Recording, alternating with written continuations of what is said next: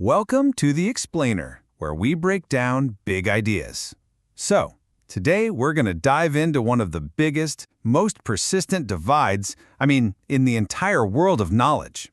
You know the drill, right?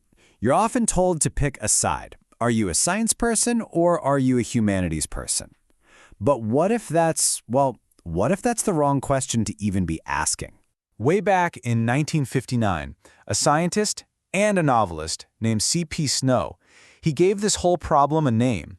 He delivered this famous lecture where he basically said the entire intellectual world was dangerously split right down the middle. He called it the two cultures. You had the scientists over here, the literary intellectuals over there, and what was in between them, he called it a gulf of mutual incomprehension. Pretty stark, right? But here's the kicker. This huge divide, it wasn't always there. Not even close. In fact, if you look back, it's kind of a recent invention. If we rewind the clock, we find a world where the two were powerfully, brilliantly connected. Almost like they were two sides of the same coin. So, okay, let's go back. Let's head to the Renaissance. Back then, you didn't have a two cultures problem. Not at all.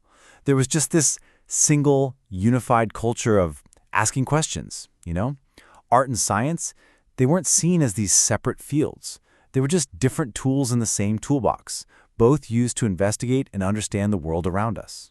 And the perfect example of this, the ultimate example, has got to be Leonardo da Vinci. For this guy, art and science were totally inseparable. He was dissecting human corpses, not just to learn about medicine, but because he needed to understand anatomy to paint people with this jaw-dropping realism.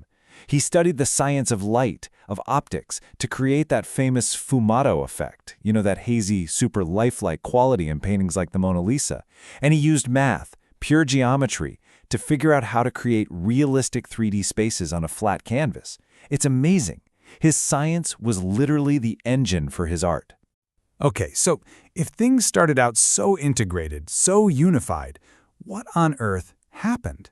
How did we end up building this massive wall that now stands between these two, vital ways of thinking? Right. Well, it wasn't a sudden thing. It was more like building that wall brick by brick over hundreds of years. It really started with a big philosophical idea back in the 17th century. Then it got cemented in place by how universities were set up in the 19th century, and finally, like we said, it got its official name in 1959. That first philosophical crack, it really started with the philosopher René Descartes. He basically sliced reality into two different buckets.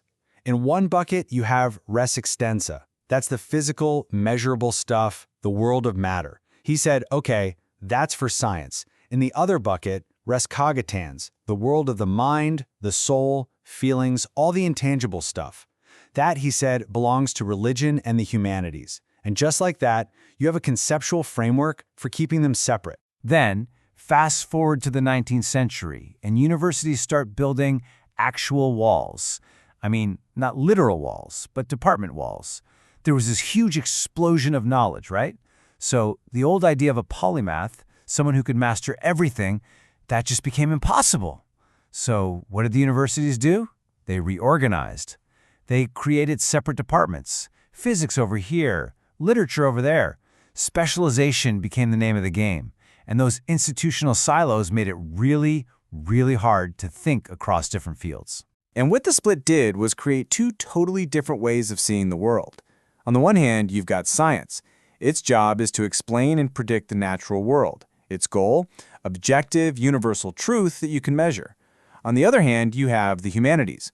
Their job is to interpret human experience, to understand the subjective, personal meaning you find in a specific culture or a text or a moment in time. So here's the bottom line. Science is always looking for the big, general laws. A physicist doesn't really care about one specific apple falling from a tree. They want the law of gravity that explains every falling object in the universe. But the humanities, they're all about the particular. A literary expert isn't trying to find some universal law for all tragedies. No way. They want to dive deep into the unique, one-of-a-kind genius of something like Shakespeare's King Lear.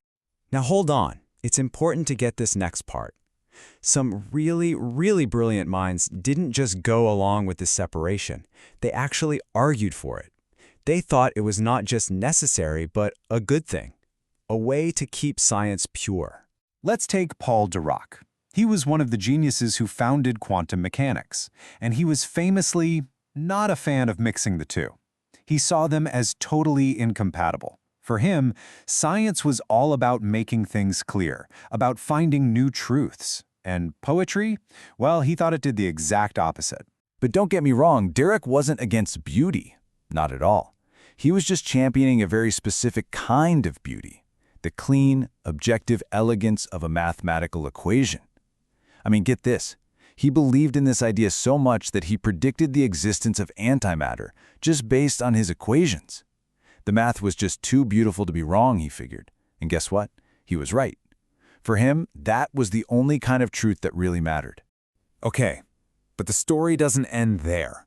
Far from it. Because today, the world we live in is so complex, it's basically forcing these two sides back together. Those old walls, they're starting to crumble. And it's not because it's some cool new trend. It's happening out of pure practical necessity. Just look at the new fields popping up everywhere because of this. You want to talk about the morality of gene editing? You need bioethics. That's a fusion of medicine and philosophy. You want to truly understand how the mind works? You need cognitive science. That's merging neuroscience with linguistics and more. You want to find brand new patterns in our culture? Well, that's where the digital humanities come in, using computation to ask totally new questions of old texts. And this whole shift, it's even changing how we educate. There's a powerful movement to turn STEM, that's science, technology, engineering, and math, into STEAM by integrating the arts. And why? Because the goal is to foster the creativity, empathy, and human-centered design skills needed for real innovation in the 21st century. Which, brings us full circle. We're right back where we started, back to that foundational wisdom of the integrated mind. Leonardo's insight that everything connects to everything else, man, that feels more relevant today than ever before. And this really is the heart of it all, isn't it? Science gives us incredible power. It explains how the world works. But the humanities, they provide the wisdom to guide that power. They help us ask why we should act and what our purpose should be. To solve our biggest problems, we can't choose between power and wisdom. We desperately need both. And this perspective invites each of us to ask a final question, one that challenges the very way we think about knowledge, learning, and ourselves. It's not about choosing a side, but about building a more complete mind. So, the real question is, how complete is yours?